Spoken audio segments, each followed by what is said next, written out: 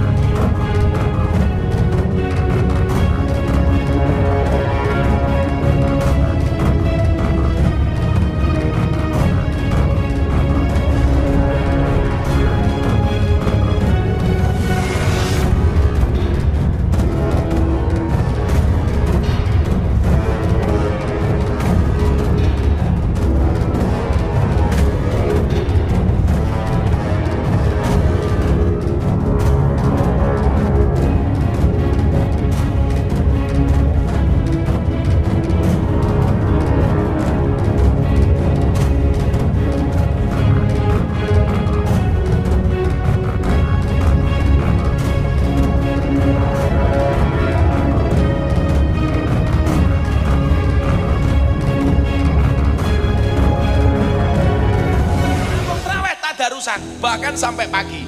Kok saiki malah ono himbauan wong tadarus ora usah nganggo speaker.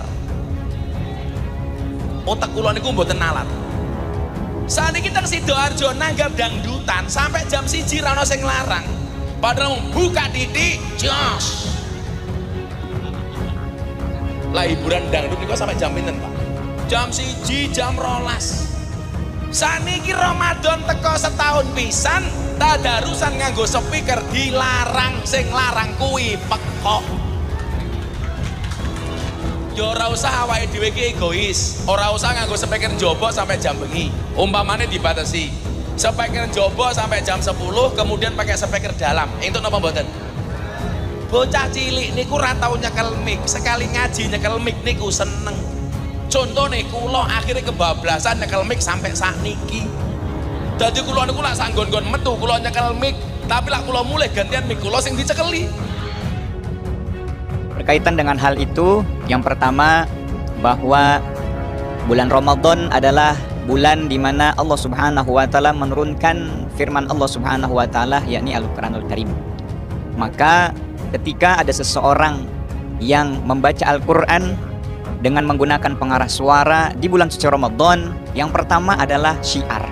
Karena biasanya di kampung-kampung ataupun di tempat-tempat yang sudah menjadi tradisi, ketika seseorang membaca Al-Quran di bulan Ramadan itu pasti menggunakan pengarah suara. Yang pertama tujuannya untuk syiar. Yang kedua tujuannya adalah untuk mengingatkan, barangkali selama 11 bulan ada orang-orang yang lupa dengan Al-Qurannya.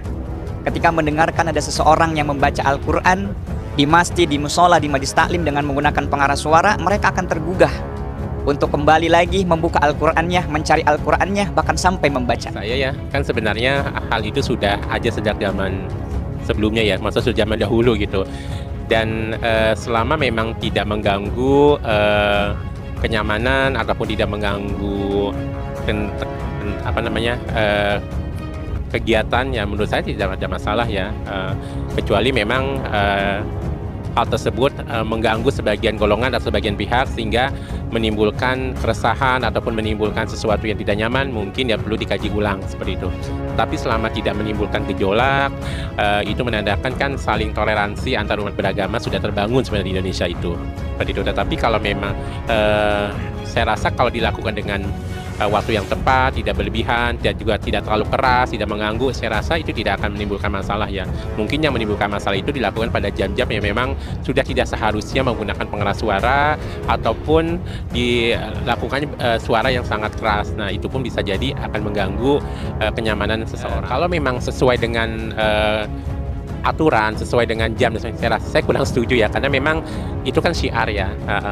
kecuali memang dilakukan pada jam-jam orang udah istirahat, tidur nyenyak atau apa, mungkin itu ya memang mengganggu juga. Tetapi selagi masih jam-jam layaknya orang masih beraktivitas kan, menurut saya itu suatu hal yang masih rumlah dan wajar, dan memang sudah dilakukan sejak zaman dahulu kala dan tidak menimbulkan reaksi ataupun ketidaknyamanan dari orang lain gitu. Tetapi kalau memang ternyata di lapangan banyak hal-hal yang menimbulkan ketidaknyamanan, ya itu perlu di satu sama lain saling pengertian lah, seperti itu kan. Syiar bukan hanya dengan speaker ya, dengan hal lain juga bisa. Memang kalau di kampung-kampung gitu ya, di pedesaan-pedesaan biasanya ada singkatan ngebaur, ngebangunin orang sahur, yang tentunya dengan keberadaan speaker itu merasa warga-warga sekitar ini merasa terbantu, karena dengan pengarah suara ini mereka akan tergugah dan mereka juga akan bangun sambil orang-orang ataupun para ibu sambil masak itu mendengarkan celotehan-celotehan yang kadang-kadang juga ada celotehan-celotehan ringan yang membuat mereka ketawa dan menghibur juga. Artinya dalam posisi misalnya di jam 2 atau misalkan setengah 3 dah boleh sampai menjelang subuh. Setelah itu menjelang subuh dan selesainya maka pengarah suara biasanya memang dimatikan. Ramadan ini terkenal dengan Syahrul Quran, yakni bulan di mana Allah Subhanahu wa taala menurunkan Al-Qur'an. Dan saya pikir para pengurus DKM, warga-warga sekitar yang berada di lingkungan muslim misalnya sudah wajar gitu, sudah maklum adanya dengan adanya kegiatan 1 bulan penuh diisi dengan pembacaan ayat suci Al-Qur'an. Bahkan pengarah suara juga yang tadinya kecil diadakan agak sedikit bagus agar syiar.